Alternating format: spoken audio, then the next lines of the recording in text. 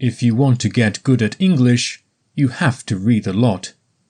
But if you read and listen at the same time, you can improve faster.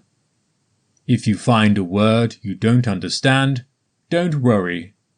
Keep reading and listening to the end. There you'll find the meanings to those difficult words and phrases. So read, listen, and enjoy. As I sat there on the park bench, minding my own business, I had no idea that my life was about to get very strange. You see, my name is John Smith, a name as boring as they come, and I'm about as far from being famous as you can get. But as fate would have it, I was about to become famous for a day. It all began when a group of teenagers started whispering and pointing in my direction. I figured they were probably talking about someone else, but then a girl with wide eyes approached. "Excuse me, are you Richard Sterling?" she asked, with a trembling voice. I nearly choked on my sandwich. Richard Sterling? The famous actor? The Hollywood heartthrob? The man with a jawline that could cut glass and a smile that could melt ice? Surely this was some kind of joke. Before I could answer, someone shouted, "It's Richard Sterling!" The word spread like wildfire, and within moments a crowd formed.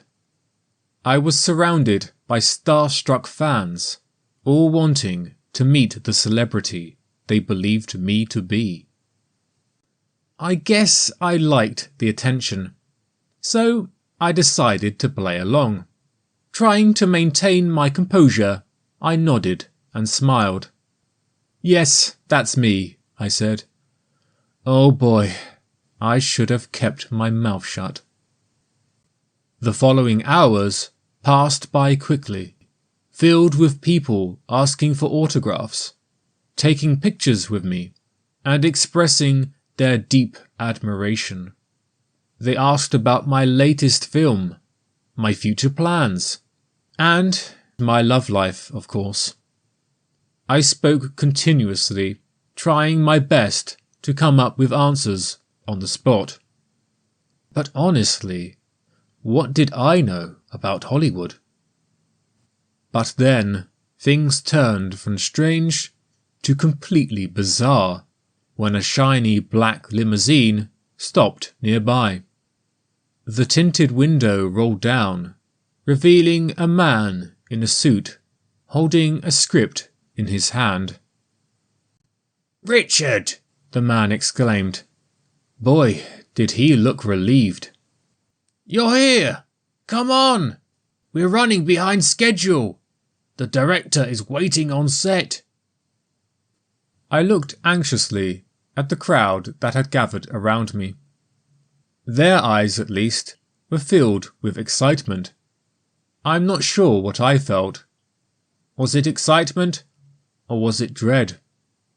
Luckily, the man in the suit didn't appear to notice my hesitation as he opened the limousine door, gesturing for me to get in. As I got in the car, my heart pounded.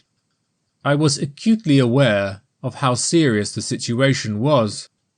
I was about to step onto a movie set, surrounded by professionals who were expecting me to be Richard Sterling, a man who couldn't be further from my real identity. 20 minutes later, and we arrived at the set. It was a whirlwind of activity, with crew members hurrying around, people shouting, and lights shining brightly. The director, a serious-looking woman with a megaphone, noticed me and signalled for me to come over. "Richard, we're ready for you," she said. But as I stood there, under the blinding lights, I was frozen. I didn't know what to say or do. I just stood there without moving. Richard, are you all right? The director asked. You seem a bit off. I swallowed. The charade had to end here. Actually, there's something I need to confess, I began, my voice trembling. I'm not actually Richard Sterling. My name is John Smith, and this is all a big misunderstanding. The director's eyes widened in disbelief, and for a moment, all the activity around me stopped. Everyone was silent for a few moments. Then everyone burst out laughing. Everyone except me and the director. Oh, she was not a happy bunny. She sighed, shaking her head in frustration. She then waved her hand, signalling for a crew member to escort me from the set. Finally, the crazy day of mistaken identity had come to an end. It was time to go back to being John Smith. Well, at least he's the leading man in my life.